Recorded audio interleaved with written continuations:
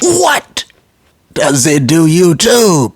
Welcome back to another episode of Scotty Says. I am your host, and welcome to episode 142, 142, my folks. And woohoo, on the heels of the Rams surviving that unnecessary thriller Shamon in Carolina. Once again, the captain of the SS Ramball is dilly-dallying, flirting, dancing with the devil too close to the rocks, Captain. And once again, damn near runs the ship aground off the coast of Carolina. But fortunately for us all, it is a zero-sum game, this we know. L's and dubs, dubs and L's. Which one did you get? And Captain McWonder, well, he got the dub. So the Rams do advance. They do move on to the second round of the NFL playoffs, still in quest of a championship. And so, of course, you know, I'm riding right with them, but it gets a little bumpy on board the Ramball sometimes. And so, my folks, we've got a lot to get to this episode. We're going to take a look at the game analysis from the Carolina playoff game, of course. And, of course, we'll apply the principle, check out the numbers, throw out some game balls, etc., etc. Take a look around the league at this point in the postseason. Make some predictions. You know, I went 5-1. I was shooting for 6-0 for the first round. I did go 5-1. The only one I missed was them damn Niners. I don't know how Father Sorcerer is doing it. I don't know, but he's doing it. And so, once again, them damn Niners surprised me, vexed me. And I'm going to tell you right now, I'm picking them to lose again next week. I mean, eventually, I might have to get on the bandwagon, but not today. Damn it, not today. But I get ahead of myself. We'll get to all that business in short order. And so it will be an epic episode. But I just want to, before all that, I just want to address the upcoming Rams, Chicago Bears, toothless no more, apparently, playoff matchup in the division round in Chicago this coming Sunday. And, you know, I mean, the Bears are a good team. And and the Rams are also. But I have concerns, as you know. I'm concerned that the captain might try to go out to wintry, blustery Chicago and try and air it out. Chuck it. I'm afraid he'll do this, you see. And if so, he'll run the Ramball aground in Chicago if he isn't careful. So that certainly is a concern. And another concern related is, I checked the weather forecast, you know, and the temperature is projected to be 14. Huh? What? 40? 14. 14 degrees with wind gusts 20 to 30 miles per hour. The wind chill factor is projected to be 10 below zero at its coldest. 10 below zero on a Chicago night outdoors in January. Oh, that's cold. Now, I saw McWonder in one of the in one of the pressers. I saw him this week making light of because the media, the reporters, they're asking him, "What are you gonna do about that winter, coach?" What can you do? You gotta go play. But McWonder said, after making a joke, he said, "I'm just gonna make them sit in a cold tub for 3 hours to prepare every day." And then he said, no, seriously, I don't think it's something to dwell on. I mean, we know how to conduct ourselves. We've played in cold weather before, et cetera, et cetera, et cetera. Okay. And maybe that's the way you have to approach it and deal with the media in that fashion. Okay. But I just want to say this as a resident of California now, who was born in a Midwestern state, who grew up in that very kind of wintry, blustery, not fit for man nor beast weather condition. I know about it. And just let me tell you, you can't wish it away. You can't think it away. You can't do mind over matter. When that cold air hits your ass, it affects everything that transpires. It changes the way you operate, the way you move. And for a violent game like football, those hits, it'll feel exponentially greater. Like bones are just disintegrating inside your frigid body with every pop you take. You can't ignore it, and it can't be downplayed.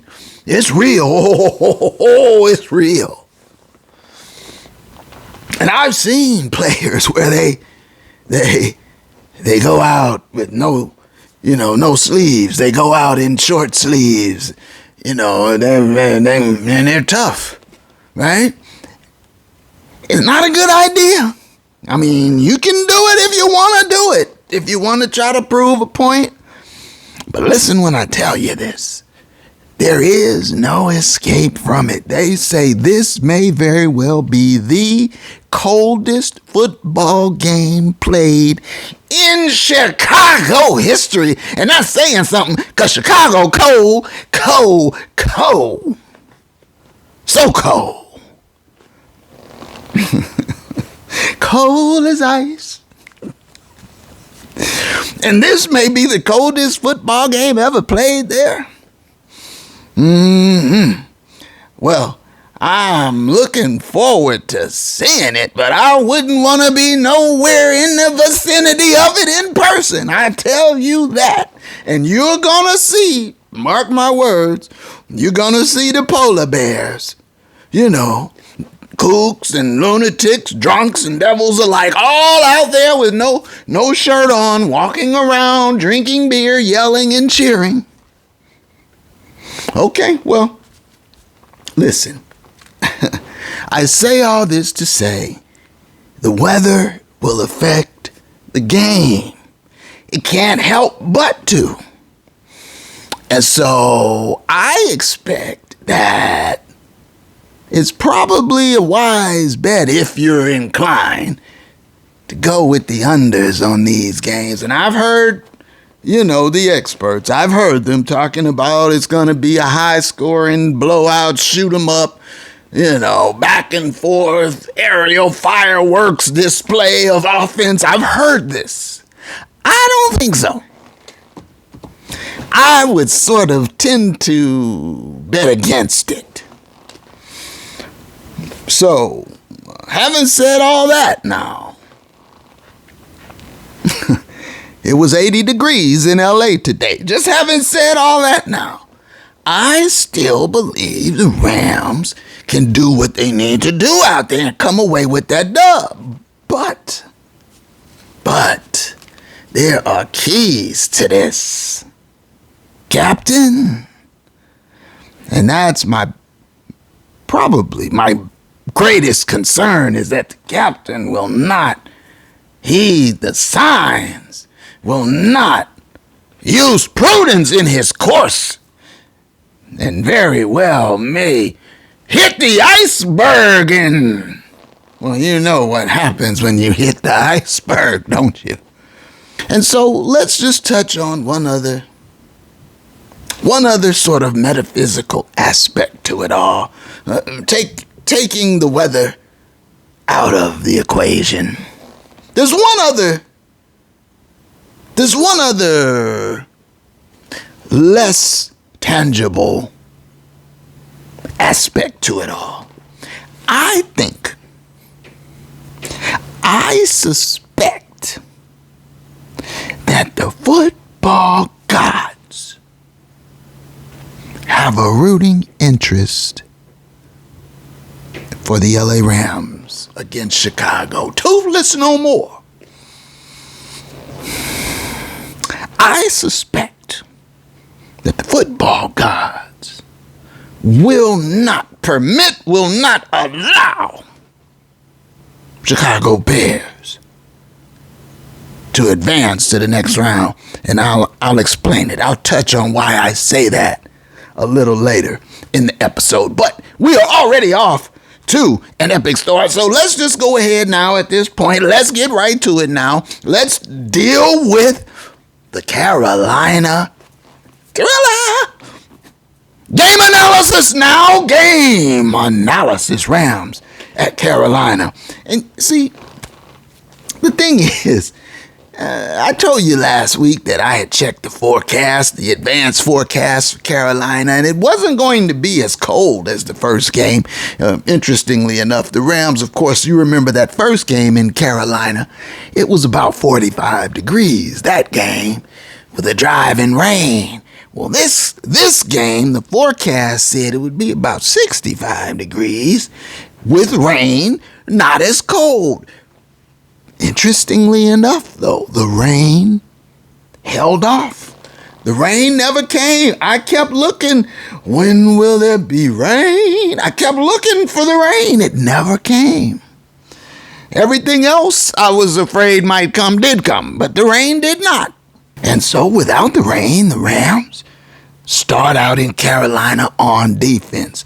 And the defense somewhat maligned lately, and there has been a regression. There is no doubt about that.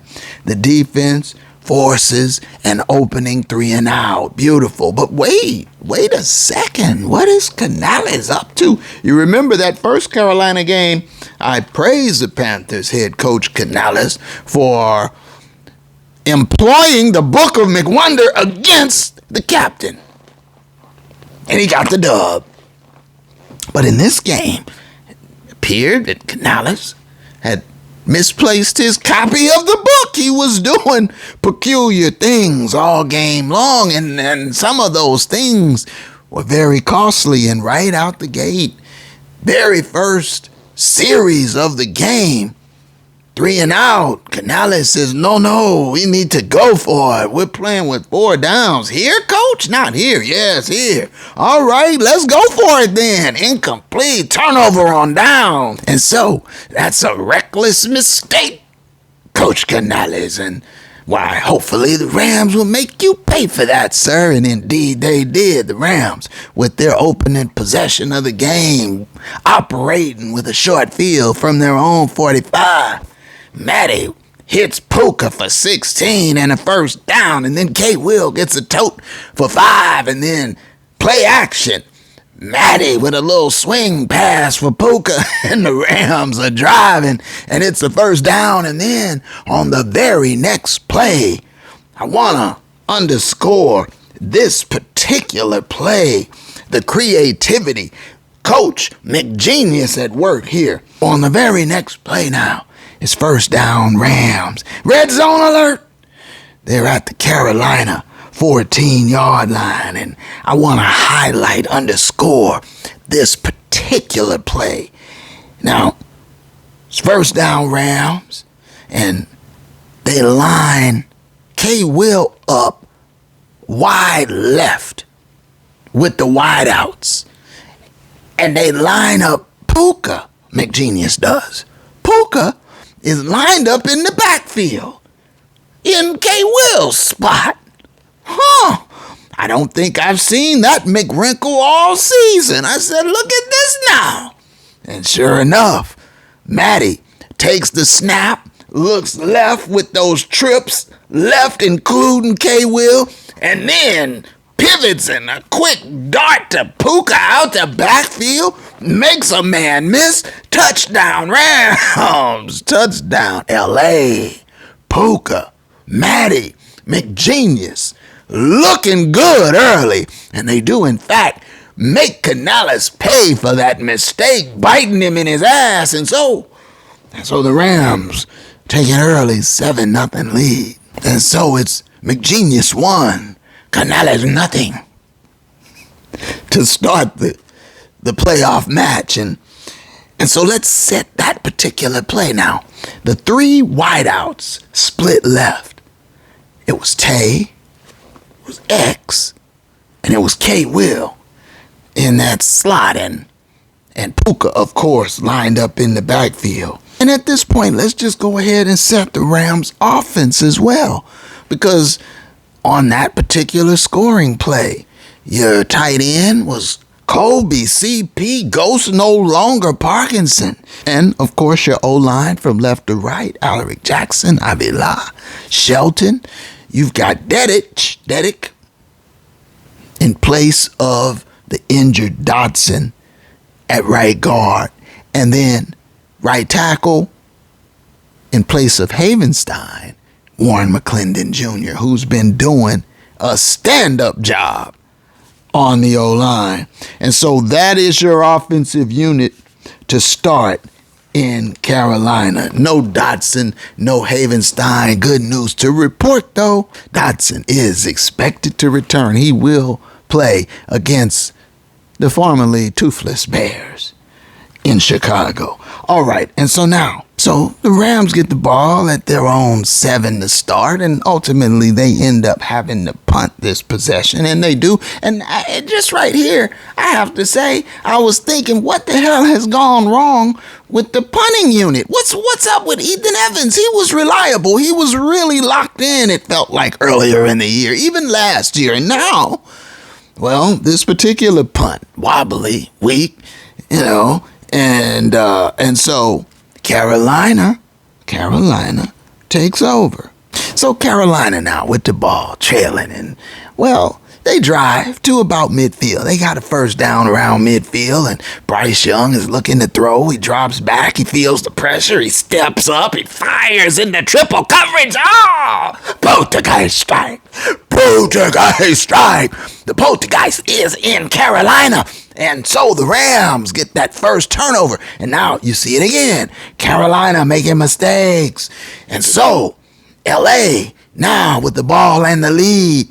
And let's add to it. Make them pay. You've got to make them pay with points off turnovers. And so it is Kobe Durant with the pick. And so the Rams now set up at the Carolina 48. And, well, K-Will gets a tote for 8. And then there's a quick little play action screen to CP, Ghost no longer. And that's like a one-hand stab, and he brings it down, and then yak for 15 more. And so the Rams look good, and they're driving, and McGenius is in his bag, and everything is as it should be.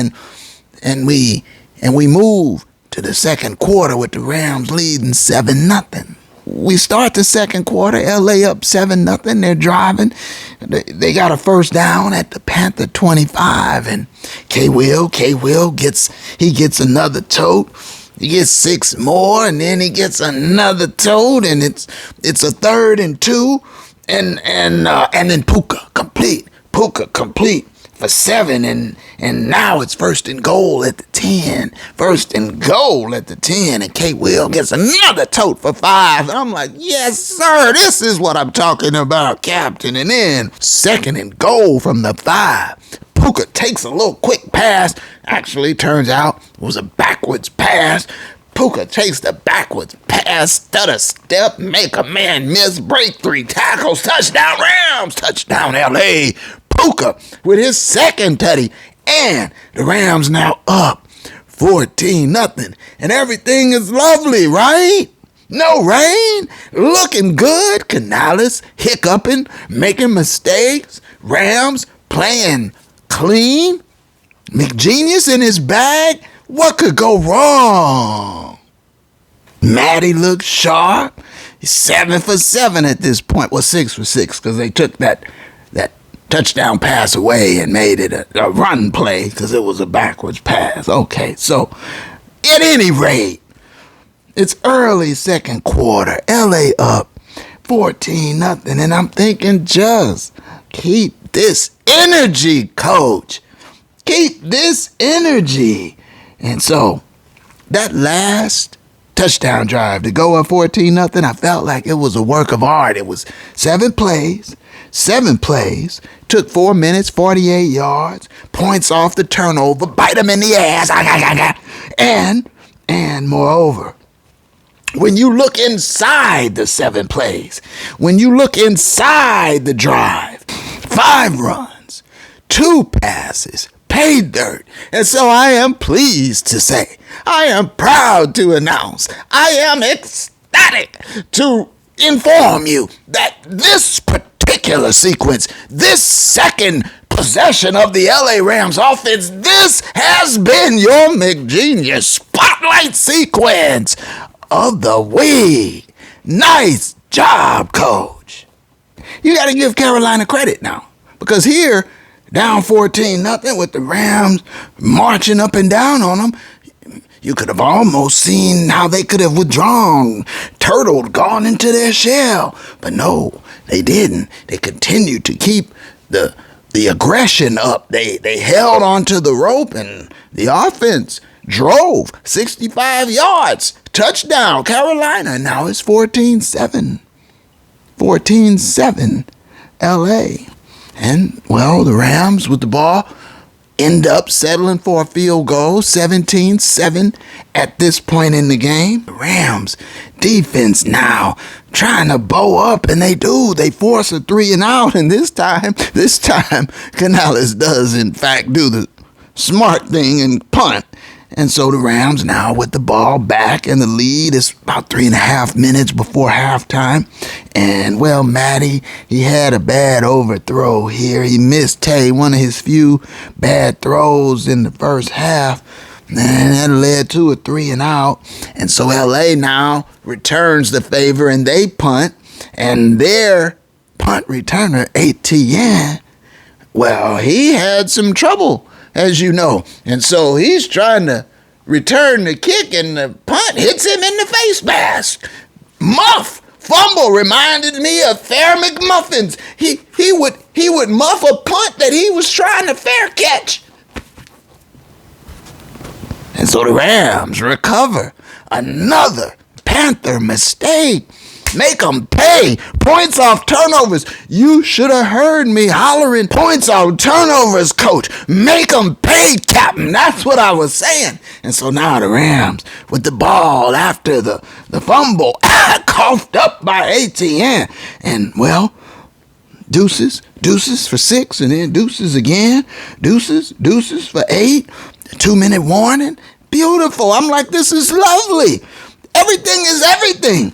And so now, Rams driving 1st and 10 at the Carolina 26. Going in for the kill, I'm saying. And well, there's a little running back screen, and it's a hit. It works. But the refs, the Zebras, flag it. They call a ticky-tack blocking the back penalty on Avila. I mean, and when you saw the replay, it really wasn't much there, but they called it. And, well, that penalty, that mistake, set the Rams back to a 1st and 20, stopped all that momentum on the spot, and McWonder was doing the right thing, but, well, 1st and 20, the Rams can't overcome that. Although they do get it to a 4th and 3. 4th and 3, though, I'm like, this is a no-brainer right here. This is an important point in the game. And I'm thinking, Captain, take the field goal, get these points off this turnover since the penalty set you back, and keep that momentum flowing. And then the captain, The captain doesn't send out the kicking team. And I'm like, uh-oh. I think he's about to boo-boo. I mean, it's 4th and 3 in the high red zone. You're at the 19-yard line. It's a chip shot field goal, and I'm hollering, Mevis. And people are like, do you know him? Mevis! Where is Mevis? I'm hollering. But McWanda keeps the offense on the field, and he's hell-bent, bound, and determined to go for it here. He doesn't want 3. That's not enough. He wants pay dirt. He wants a touchdown. He wants trouble. And so he goes for it against all my exhortations. He goes for it. Incomplete. Turnover on downs. The Rams come away with nothing. Nothing. Not a damn thing.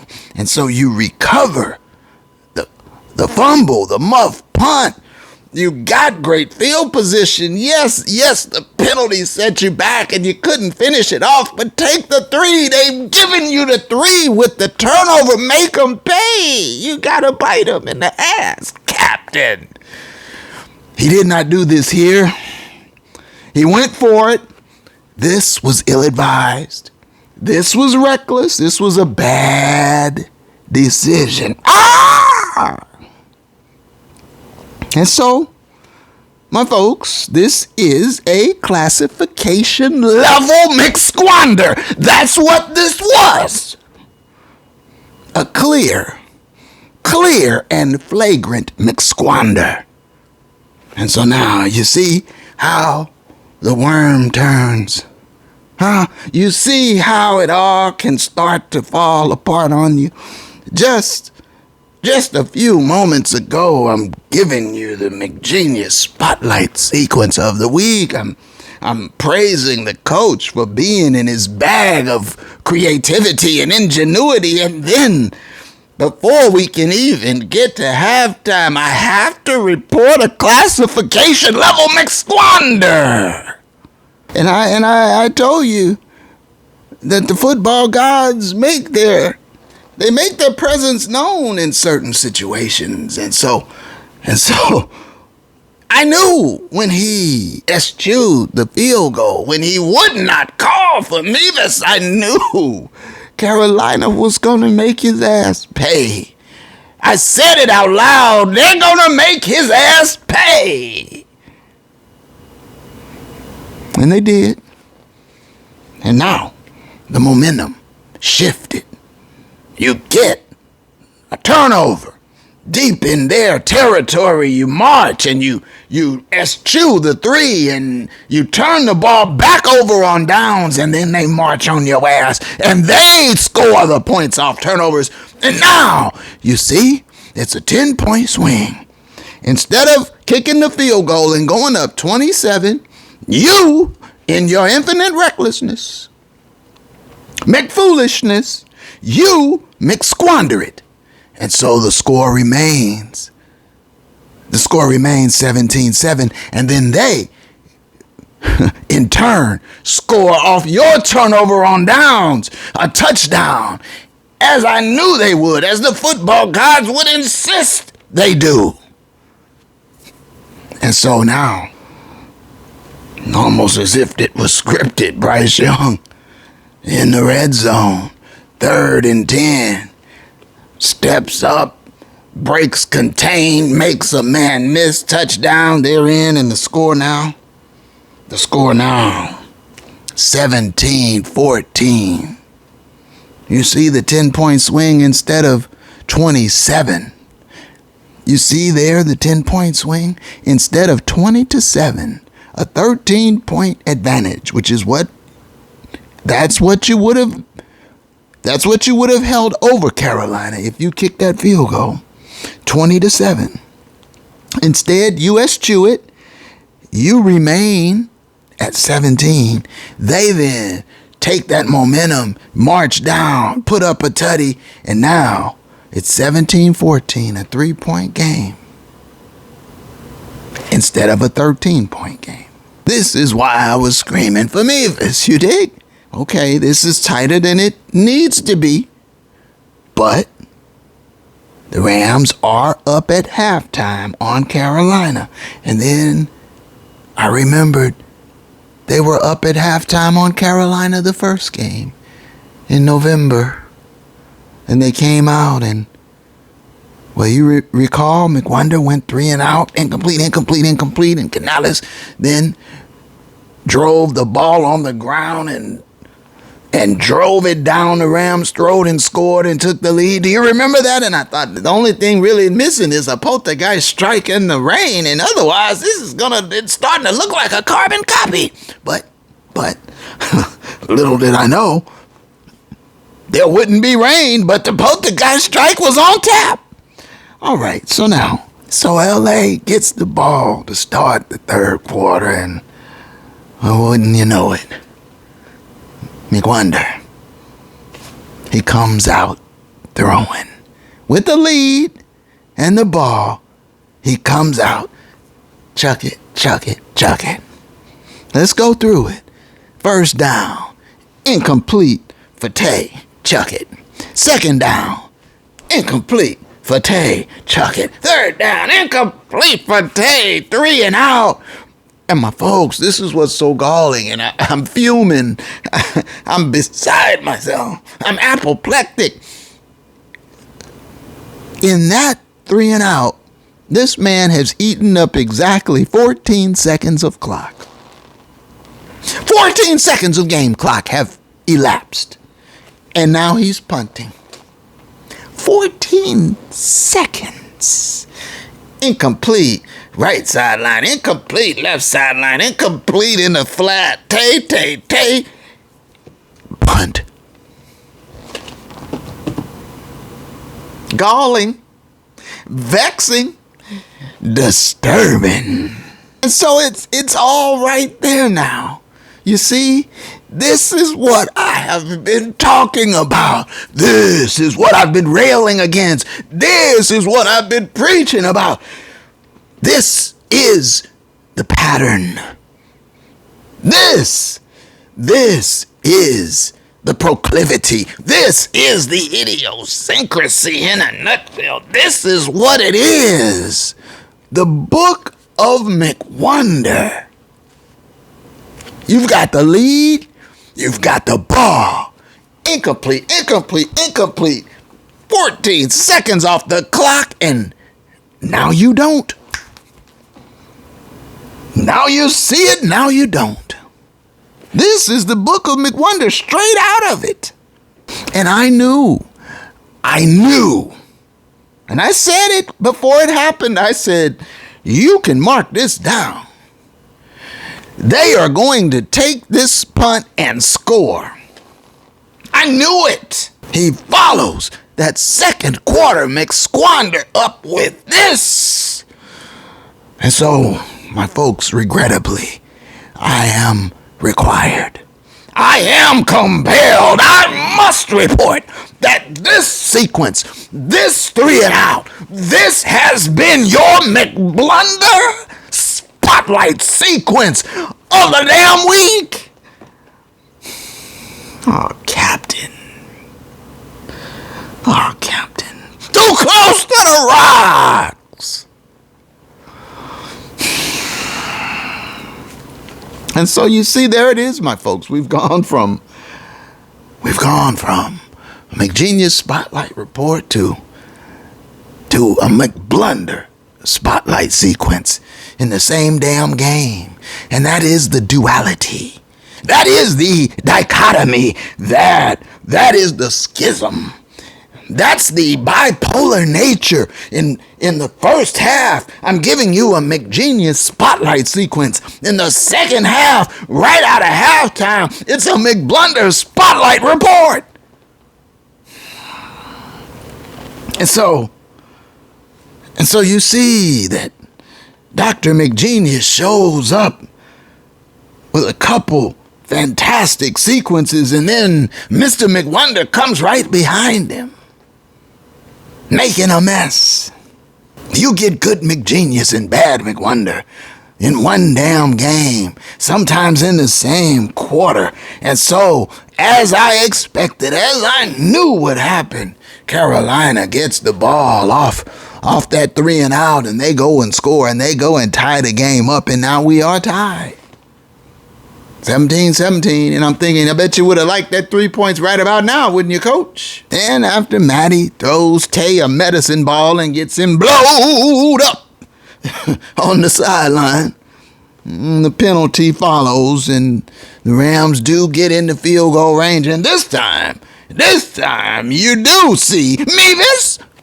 Mevis does appear, and the kick is good, and the Rams retake the lead 2017, and there's about 4 minutes left in the third quarter at this point. Carolina now gets the ball, and they're driving, and they end up with a 4th and 4, and once again now, Canales, he's like, anything you can do, I can do better. I can botch a call too. I can make mistakes.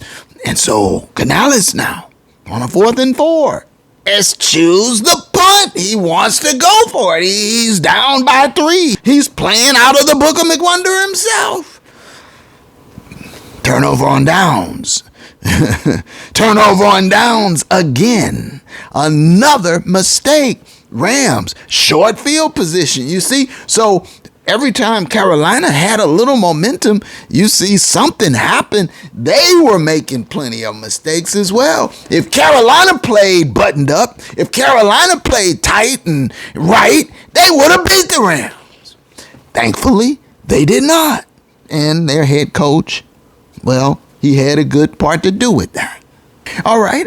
So now, after that turnover on downs, the Rams with the ball, and I'm thinking points off turnovers, Coach. You got to score off their mistakes, and so here it is again, my folks. More evidence submitted for your inspection now. The idiosyncratic Mr. McWonder on full display. Let's check it out now. It's a first down for the Rams with about 2 minutes left in the third quarter. LA with the ball and the lead up 3. They're at about midfield. You run deuces, and he picks up a nice chunk for 6. Good call, Coach. 2nd and 4. Run him again, Captain. No. The captain is oblivious of the rocks. And so now it's a sack. 3rd and long, and I swear to you, my folks, I knew it was coming. It was like I had a crystal ball, and I could see the future. I saw it coming. I knew the malevolent one was about to make his entrance, and so it's 3rd and long. I swear to you, 3rd and 12, Matty in the gun, and I had my hands up. I almost couldn't watch. I was hoping I was wrong, and Matty, he's in the pocket, and he's tapping his feet, and he's tapping the ball. He's like Gregory Hines back there tapping his feet, and then he throws for Tay, and it's underthrown woefully, sorrowfully, awfully underthrown, and it's a poltergeist strike, and I knew it. I said, there it is. I knew that one was coming. I saw that one like a vision. And I said, well, hell now. We've seen the McSquander. We've seen the McBlunder. We've seen the penalties and the poltergeist strikes. Only thing we haven't seen is the rain. I can't stand the rain. I mean, it's all there, the wasted timeouts, everything but the blown lead. Well, the blown lead, that's coming right up. Carolina with the ball now. And it's a 2nd and 9, and Young hits Coker with the dagger route. Big gain, 51, big yards. And so as the fourth quarter opens, Carolina's got a 1st and goal at the LA 3. 1st and goal at the 3, and hovered up the gut. Touchdown, Carolina. And the Rams are trailing now. There's your blown lead. There it is. And so now, with 14 minutes and 30 seconds or thereabouts in regulation, the Rams trail in Carolina 24-20. And so now the Rams with the ball trailing, they put a drive together. You know, you got Puka, he gets that jet sweep action going, and then K Will for a couple, and then Puka complete, and then Tay gives in on the action, and so you get to a 3rd and 1, and then right here, 3rd and 1, despite all of Puka's heroics on the offensive side of the ball, right here, this particular moment in time in the game, this was most likely Puka's greatest contribution to the Rams' victory. It wasn't the tutties, it wasn't the catches, it wasn't the jet sweeps, it was DB action. Yeah.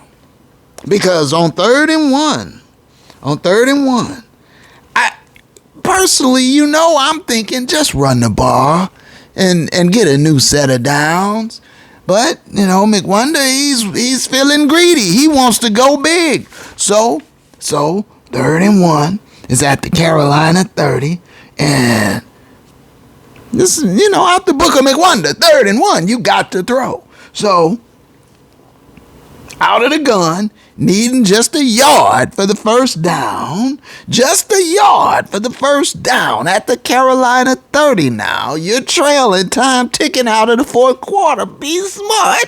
3rd and 1. McWonder's got him in the gun, and he's tapping. There he is, Gregory Hines, tap dancing. He's tapping, and looking, and tapping, and looking, and throwing. Oh, it's overthrown, and it's supposed to go. And right there, Puka playing, knowing that the pass was well over his head, and I don't know, did Matty overthrow it? Did Puka break off the route too sharp, too quick, too early? I don't know what happened, but all I know is there was only one person that was able to catch that pass from Matty, and it was not a Ram. It was a Carolina defender, and it's right in his hands in the end zone. Poltergeist, and then Puka comes up and jars the ball. He plays him like a DB, jars the ball loose, incomplete, saving the Poltergeist strike, saving the game, saving the season. Puka Nacua, I can tell you right now, he getting the game ball. Trust and believe that. And I'm like, wow, why are you so determined, Captain, to run it up against the rocks? Why? Why do you want to run aground in Carolina so bad? Last time it was raining. There's no rain, and still, you're flirting and dilly-dallying with the rocks. And it could have been right there. That could have been the end for you, but Puka saved you and the Rams, and so now 4th and 1, you get a reprieve, and then the captain does what he should have done on 3rd and 1. He hands the ball off and picks up the first down. And so at this point, I think, my folks, it scared the hell out of McWonder. That interception, that poltergeist strike. He saw the season, the game, flash before his eyes. He knew it was over for him. Well, for this season anyway. And right after that, now keep in mind, the Rams hadn't had 3 consecutive carries all game long. But right after that near experience with the Grim Reaper, the poltergeist, right after that, do you know McWonder ran the ball 5 consecutive times? 5 consecutive run plays. Because that near miss poltergeist strike scared the holy hell out of him. And it needed to scare him. Because it was McFoolishness. And so, 5 consecutive run plays after that near death experience with the ghoulish one, the poltergeist. And now, after 5 consecutive runs, 2nd and 6 from the Carolina 13, 5 consecutive runs, and now, here, K. Will gets the pass from Matty out of the gun, over the middle, touchdown, scampering into the end zone, touchdown, they pay it off. So they went from near disaster, calamity, to pay dirt. And with that touchdown, the Rams now lead the game 27-24 with about 8 minutes, 40 seconds left in regulation. And so after a Carolina punt, the Rams defense holds. LA gets the ball back on offense, still up 3. And now a chastened, petrified, terrified McWonder is finally trying to do the right thing by employing balance and by dialing up the run game. But then, as if there was a conspiracy against him, there's a holding call on Dedich, dead to me, whatever it is, because thankfully Dotson will be back. And so that holding call, it stopped all that run game momentum that they finally had going. It pushed them back to a first and 20, and it was too much for the Rams to overcome that setback. And so LA is forced to punt. And, the only thing that hasn't showed its ugly face in this game has been a kicking game miscue. Coming right up on the punt, Ethan Evans, ball is snapped. Block punt. Didn't you fire the special teams coach? It seems like that's not really where the problem must be, huh? You fired your special teams coach, and this is still... What is the deal with the Rams special teams snafus? Block punt. It looked like the defender Simmons just beat his man Engel. That's the way it looked, but I don't know if it was a protection thing. I don't know what is going on. But this stuff is frightening to me, because these are not the characteristics of a championship team. Beating yourself, mental mistakes, turnovers, breakdowns in the kicking game. These are not the qualities of a team that's going to reach the promised land. All of this in an attempt to beat a barely above 500 Carolina Panthers team. Obviously and by far the weakest team in the playoffs. You're having this much trouble with them? Now I know styles make fights. Maybe it's just a Carolina thing, but is it though? Honestly, I wonder what them damn Niners did by going and whooping up on the Eagles in Philly. I wonder, could the Rams have done that? If they would have drawn the Eagles, would the Rams have eliminated them? I don't know that they would have. And I'm sure San Francisco would have had no problem with Carolina. So it does give me pause and concern. But I think at least this week, the football gods will not permit. They will not allow the Rams to be eliminated at the hands of the once toothless Bears. I don't believe it. I'll explain.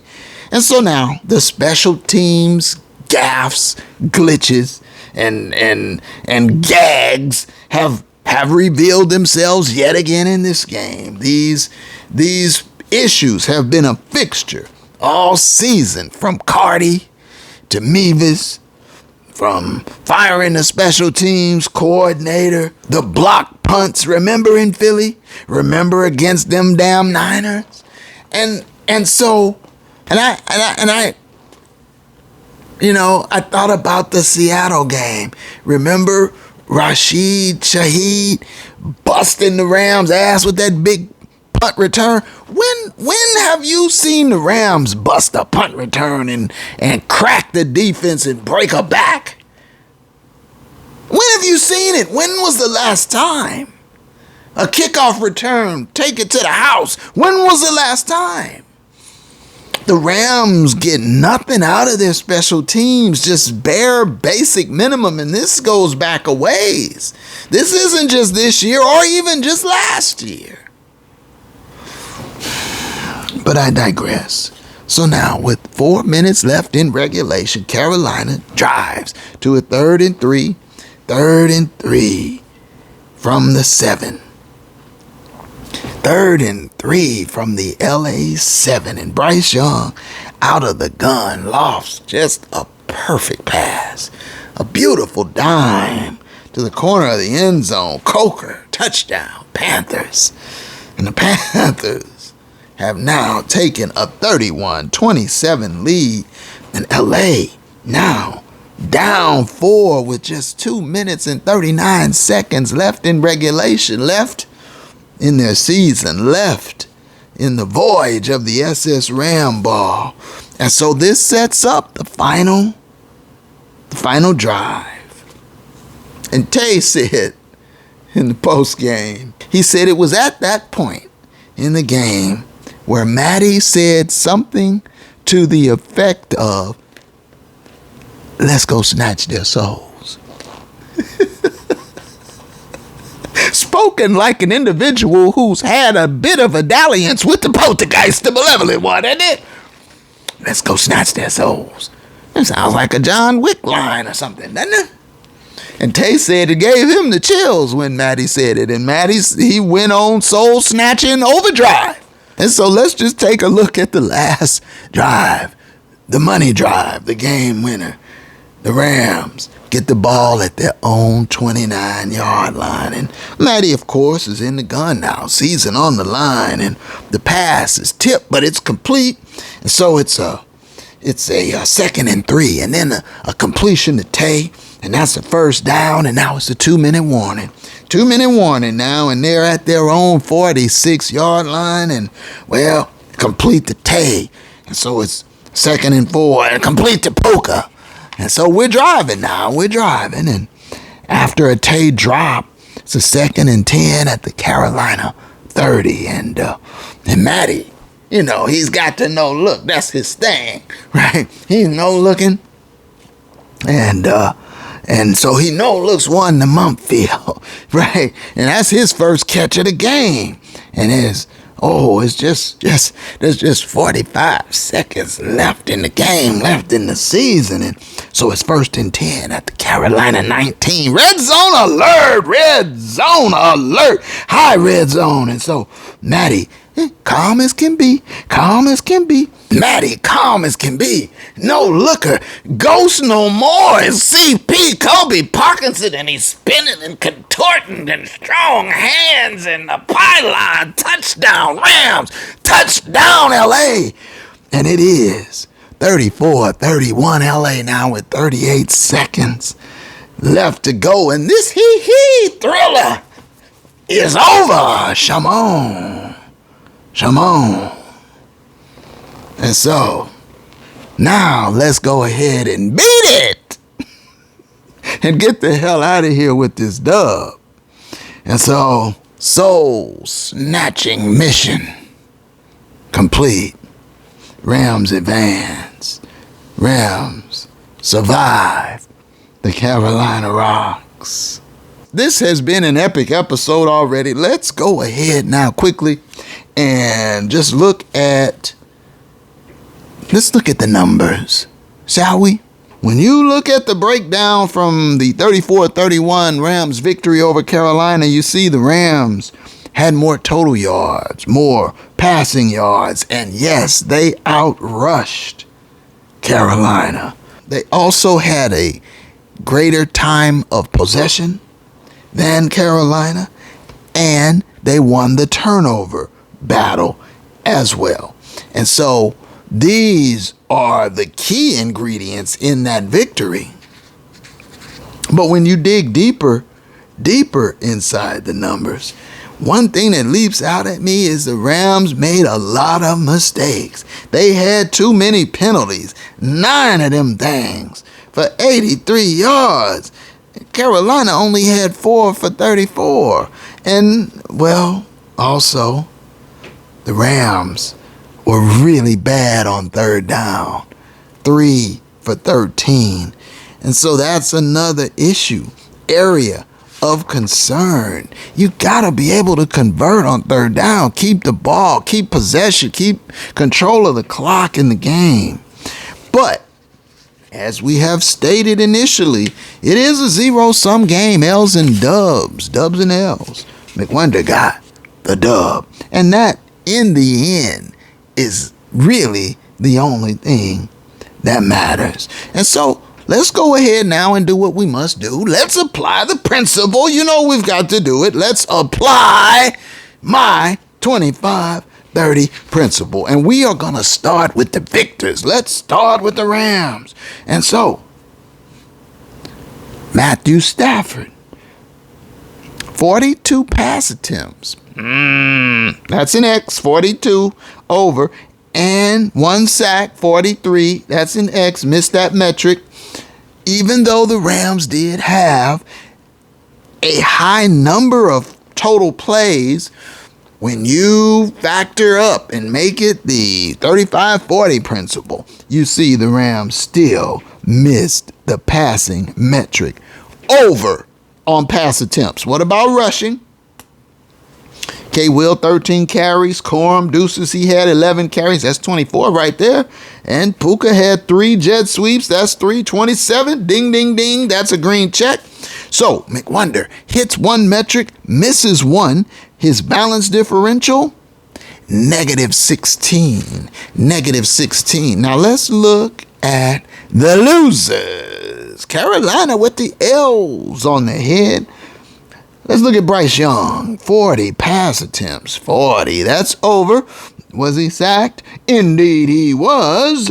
Twice. 42 pass attempts. That's a big red X. What about rushing? Well, Hubbard, 13 carries. Bryce Young, he had 3 carries. That's 16. Dowdle, 5. That's 21. ATN only had 22. They only had 22 carries. Short. Miss both metrics, does Carolina. Both metrics. And what's their balance differential? -20.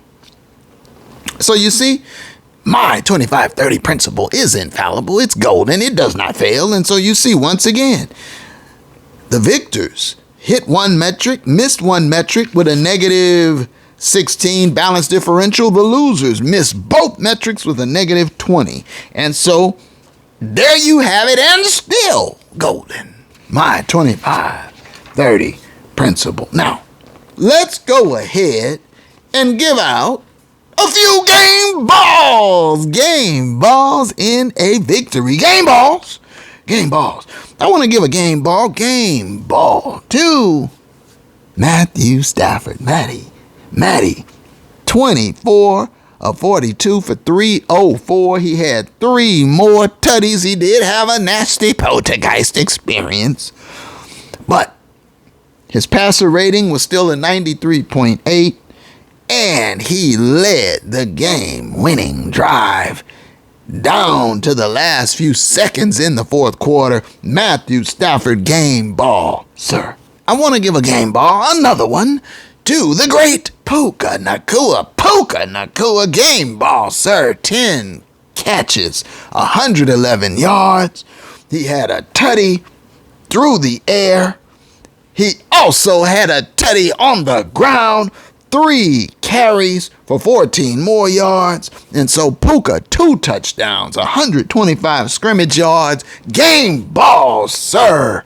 Game ball. Puka Nacua. And then, finally, I want to give a game ball to the athlete formerly known as the Ghost no longer. Kobe Parkinson. CP. Kobe Parkinson. CP84. Kobe. CP Parkinson. Ghost no more. Give him his love. 2 receptions, only 2, 34 yards, but it was 17 yard per pop average, and he caught the game-winning touchdown with the twisting, contorting, strong hands to the pylon. Game winner, Kobe Parkinson. CP. Ghost no longer. Game ball, sir. Game ball.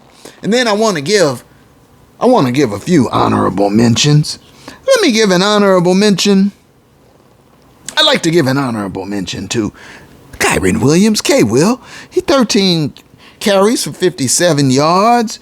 He also had a touchdown through the air, 75 scrimmage yards. Honorable mention, K-Will. And then I want to give a couple honorable mentions on the defensive side of the ball. Honorable mention, Cam Curl. 5 solo tackles, 5 more assisted tackles. He was your leading tackler on the day. Honorable mention, Cam Curl. Honorable mention, Landman. Nate Landman. 4 solo tackles, 6 more assisted tackles, making his presence felt on defense. Honorable mention, Landman. And then, finally, I want to give an honorable mention. I'll call it a welcome back shout out. Quentin Lake. Welcome back, sir. 4 tackles, 2 more assists. And good to have him back there calling shots on defense. Welcome back, Quentin Lake. All right, so now let's go ahead quickly and turn our attention to the upcoming big Chicago Bears game. Bears, Rams, Soldier Field, 0 degrees. Let's look at it now. So, Chicago. Offensively, they rank number 6 in the NFL, 370 about yards per game, 6th total offense. Okay? Points per game, they rank 9th. Rushing, though, they are the 3rd best ranked rushing team in the NFL. They run for 144 yards per game. This is a key area to pay attention to. They're the 3rd best rushing team in the NFL on offense, but on defense, they are the 27th worst rushing defense. They allow 134 yards per game. And so I've circled this as a key to victory. The Rams, it sounds very basic, fundamental football principle stuff. But the Rams need to limit the Bears' rushing attack, and they need to run the ball against Chicago. Hold the Bears' running game in check, and you in turn run on them and rack up a victory, a dub. And I know it's not just that simple, but that's a big key. Another key, the Bears defense. They are number 1 in the NFL in takeaways. This concerns me, my folks. They take the ball away from their opponent more than any other team in the NFL. And as we know, the Rams do have a predilection, a predisposition to turning the ball over, poltergeist strikes, and that type of business. And so this is another key. Play clean, run the ball. Be stout in the run game on defense. These are my keys to victory for the Rams. And just to finish up this look at the Bears team breakdown, they're 23rd in the NFL in points allowed per game on defense. Chicago is. And they're 22nd in passing yards allowed.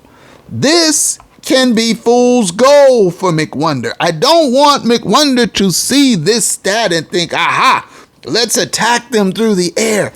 You see, that's where the first and takeaways comes in. Because they bend, but they don't necessarily break, and they take the ball away, and it's going to be cold. I think I mentioned that. Oh, teeth chattering cold, knee knocking cold, snot freezing cold out there.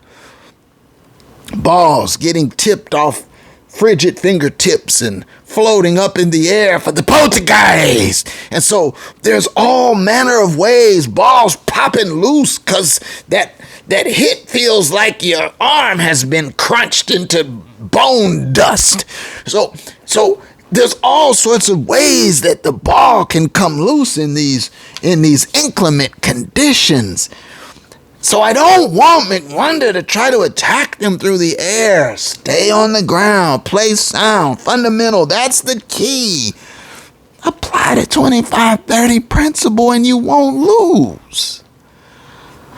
All right, let's look at the Rams very quickly. The Rams break down statistically. Well, it's pretty straightforward. On offense, the Rams are the number one ranked offense in the entire NFL, 395 plus yards per game on offense.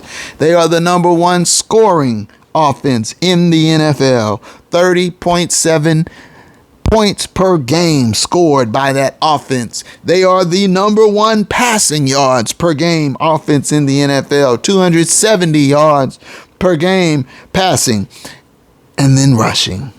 They are the number 7 ranked rushing offense per game with 126. It would be nice if the rushing numbers were in the top 5, but as we know, our coach, the captain, he prefers to chuck it. And so this is where my concern lies for Frigid Chicago. Let's look at the Rams defense. Well, they're the 17th ranked defense. They've regressed now. They were top 10 most of at least the first 12 weeks of the season, but now they're number 17 and they fall into the middle of the pack on defense, that regression that we've talked about. They're number 10 in points allowed per game. They were top 5 in that category. They're now down to 19 in passing yards per game. That secondary, I told you a few weeks back, I have my concerns about it. And they're number 11 in rushing yards per game. This is, again, where I have concern because the Bears like to run the ball and the Rams, well, they've got to be able to hold their own in this category. And so now you see the matchup has been set. Now, I told you I thought that the football gods would intervene. And this is why I say that, my folks. Now, at the risk of coming off like an old, stodgy, fogey, unenlightened, stuck in the past dinosaur, T-Rex, at the risk of coming off as a T-Rex, I still have to say that I'm very glad, I'm gratified that our quarterback, the quarterback of the Los Angeles Rams, does not put fingernail polish on his fingernails. I'm glad about it, my folks. There, I've said it and I'm glad. I'm glad that when I see Matthew Stafford in the postgame, there's not pink and green and blue and yellow fingernail polish all over his hands. It creeps me out. I'm just going to be honest. And I think Caleb Williams he's a great talent. Fight on. He is a Trojan. Fight on. But those fingernails. See, and I know, you probably say, well, kids today and it's a new generation and this, that, and the next thing. Well, listen, I've seen a few of these young men now. These guys, they're putting weaves and extensions in their hair and they got makeup on and their fingernails are painted all different colors, and I don't know what these kids are doing or what they're thinking or where this came from. All I know is I'm very gratified that the quarterback of the LA Rams does not have pink, blue, and green fingernail polish on his fingers. That would creep me the hell out. And so I am of the opinion that the football gods fans are not going to permit, they're not going to stand for a quarterback of the caliber of the presumed MVP, Matty from the D. They're not going to let a quarterback of that stature go down to defeat at the hands of a painted fingernail, Chicago metrosexual or whatever the hell they are. These ex-millennial whatever, I don't know what they are or where they come from. But, I mean, you can imagine. And now you see these football players, they have these chains, these necklaces, glittering diamond bling out. You remember the chain snatcher, Aqib Talib? You remember him? He would lose his mind in today's NFL because all he wanted to do was snatch chains off of people. And now look at him. Millions of dollars in ice around their neck, running around playing tackle football. It's a new generation, and that's all well and fine. But for me, give me a regular ass quarterback with regular hands. I don't want to see it. It creeps me the hell out. And so I don't believe the football gods will stand by and watch. Despite the weather or how well or not Matty plays, I don't believe they're going to allow it. You're going to have to get some fingernail polish remover and get your mind right. Caleb, fight on. And you can do that in the off season, but you will go no further than Sunday. That's it. Your magical carpet ride ends on Sunday. Fight on and get some remover. All right, so now, I did also hear that Sammy D, I'm going to call him Sammy D. I was calling him Sam Maybe. Sam Maybe. At first it was Sam I Ain't. Fight on. I believe he's elevated himself above Sam I Ain't. Sam Maybe or Sammy D. Either way, I've heard that Sam is questionable with an oblique injury that he sustained in practice during the week leading up to the game against them damn Niners. And so that is significant now because I really thought this would be the end of the line for them damn Niners. Of course, I thought that the week before. But if Sam Maybe, if he in fact is hampered or can't perform well, then them damn Niners just very well might get Seattle too. And so let's go ahead and get into the predictions and wrap this bad boy up. Okay? All right. So these are my predictions for the 4 games this weekend. Starting with Buffalo.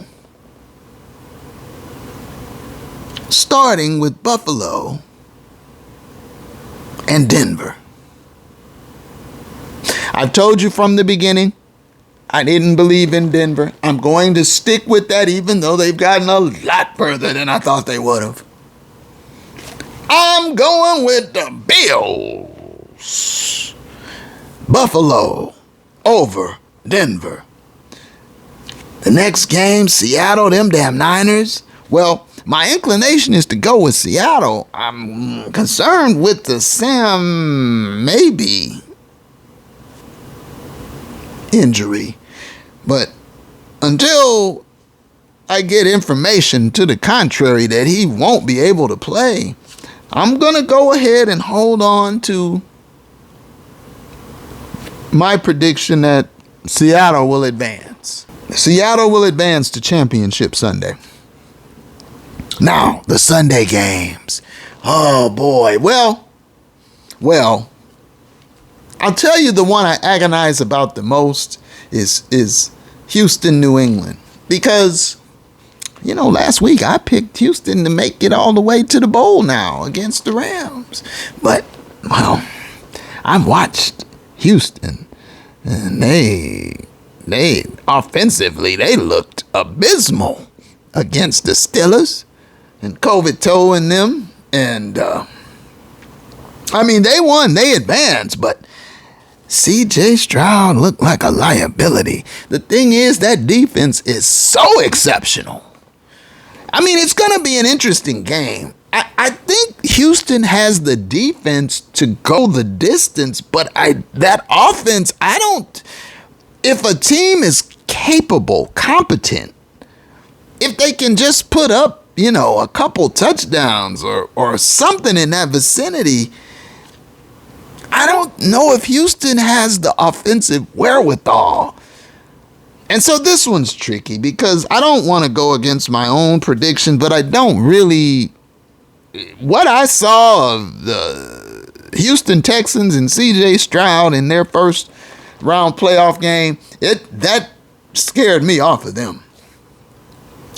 I'm going to stay with my original prediction. I said Houston would advance. I'm going to stay with Houston over New England, but I'll tell you what, I feel very, very uneasy about that one.